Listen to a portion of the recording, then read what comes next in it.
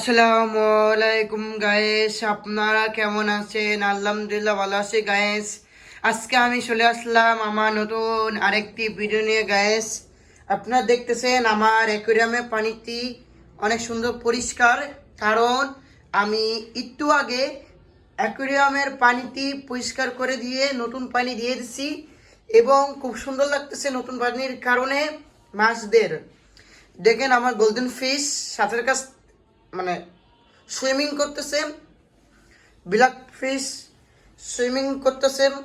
ওদের পানি খুব সুন্দর পরিষ্কার, পানিতে ওরা সাঁতার কাটতে পারে এবং সুইমিং করতে পারে, ওদের অসুবিধা হয় না। আর এখানে অক্সিজেনের জন্য আমি ফাঁকা করে দিয়েছি যেন আলো বাতাস পর্যাপ্ত পরিমাণে পায়।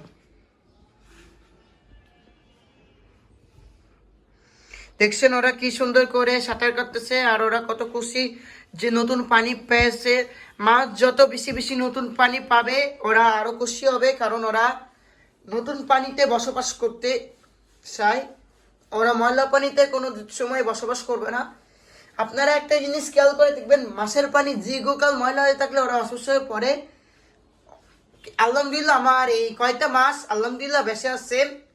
আমি চাই এরা বেঁচে থাকুক, এদের নিয়ে নতুন নতুন ভিডিও বানাই এবং আপনাদের সাথে শেয়ার করি। ঠিক আছে, আমার এই পাশে তো দেখাই, দেখছেন খুব সুন্দর 4 পিস এখনো আছে, সমস্যা নাই।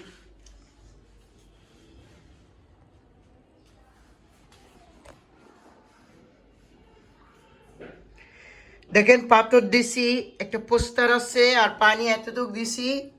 আর এখানে যে টিন সিস্টেম জিনিসটা ছিল এটা ফাঁকা করে দিছি, কারণ অক্সিজেন আলো বাতাস পায় অবশ্যই।